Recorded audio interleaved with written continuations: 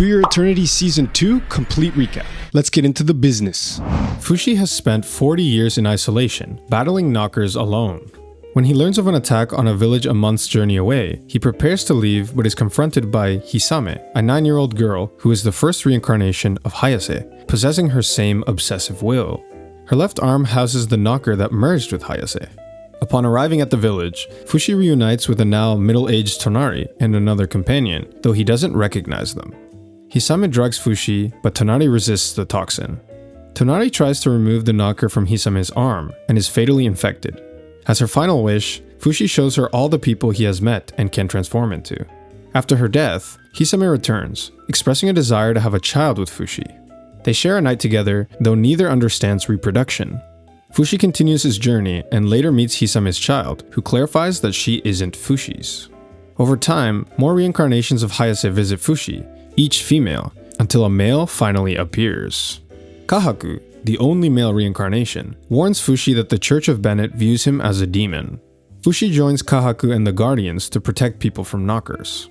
To stay unnoticed, Fushi disguises himself as Parona, a form Kahaku falls for. Along the way, they meet Bonchen Nicoli Lateisti Pichi Urales, prince of the Urales kingdom, who is interested in Fushi's powers. Fushi lets Bon capture him to potentially gain the kingdom's support. While Fushi meets Bon's family, the church arrives to seize him, but Bon vows to protect him. Fushi, fearing the knockers might attack the kingdom, decides to leave. Bon joins him.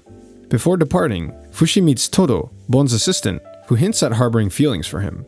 Bon's dark childhood is revealed. His mother subjected him to torture and exorcisms due to his ability to see spirits. He was later visited by Tonari, who urged him to find Fushi. Realizing his brother Torta is better suited to rule, Bon resolved to capture Fushi to prove his own worth. In the present, the group travels from village to village, helping defend against knockers. After a battle, they meet a dying princess, whom Fushi cannot save. He creates a copy of her body, leaving it behind for her grieving father. Bon later learns the copy came to life, but keeps it from Fushi. In the city, Fushi discovers Todo is a girl, and Kahaku confesses his love. Fushi's body rejects Kahaku due to Parona's traumatic death by Hayase. Later, a church member warns Fushi that Bon will be executed, so Fushi surrenders himself. The church brands him a devil and imprisons him, Bon, and Todo. In confinement, Bon realizes Fushi can only revive people he's met and whose souls are still on Earth. Fushi, trapped in an oxygenless iron block, tries to escape, but molten iron is poured in, encasing him fully. In prison, Bon befriends a boy named Chabo, jailed for stealing. As they starve, Fushi awakens and with enhanced regeneration, melts the iron and escapes.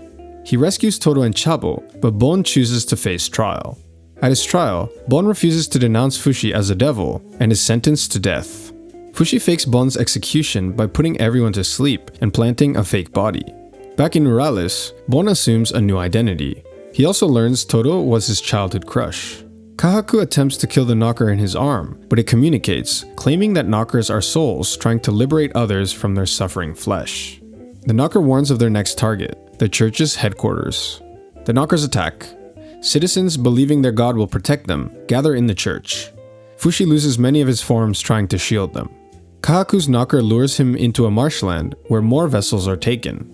Fushi is saved by an immortal horse created from his body by the Beholder.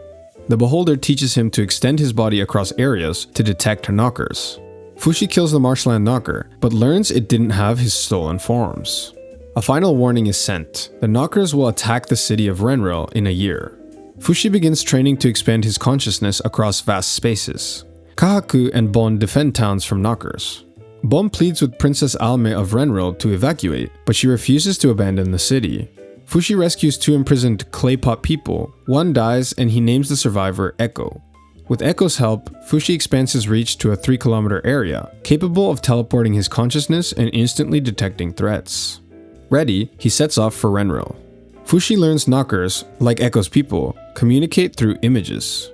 In Urales, Bon recruits 3 warriors, Kai, Hyro, and Misar, who vow to fight and die for Fushi. They meet Princess Alme and ask to lead the city's defense. She demands they first earn the citizens' trust. In disguise, Fushi rebuilds a watermill and opens a shop, initiating his citywide reconstruction.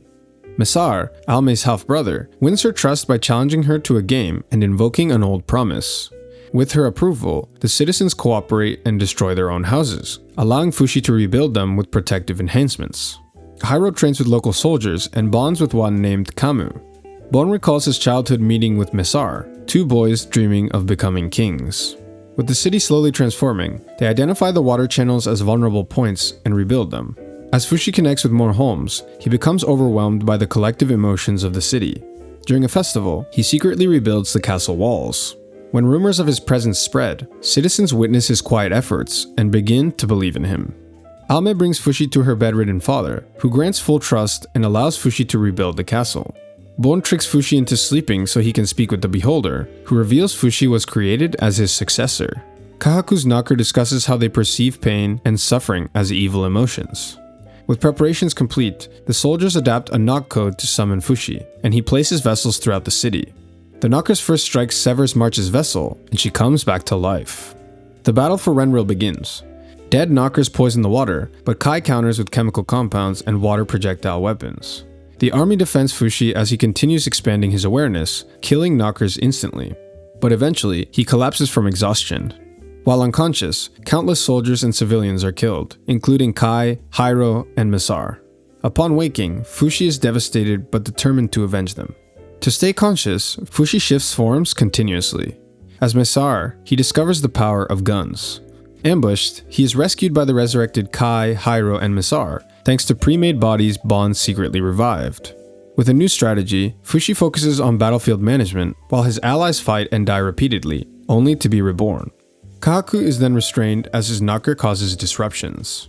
While detained, Kahaku confronts Bon about hiding the truth of resurrection.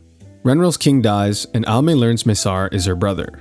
Overwhelmed, Fushi struggles with the burden of the constant death and rebirth of his friends. Mesar kills Alme after discovering she's infected, then begs Fushi to bring her back, but Bon tells him her soul has passed on.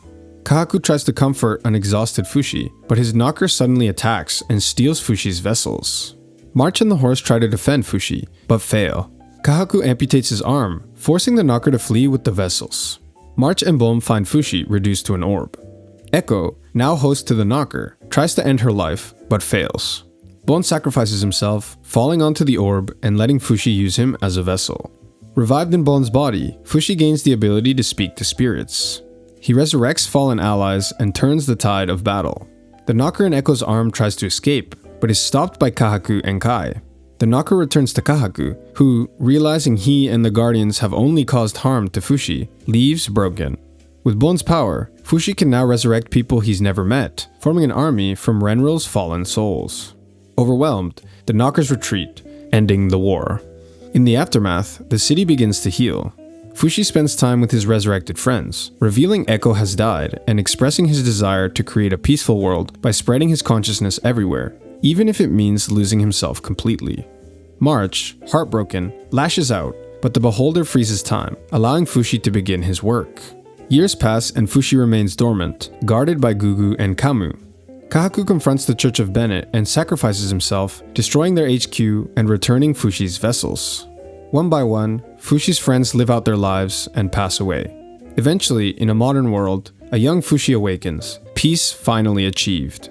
He tears away his connection to the past, ready to live as a true human.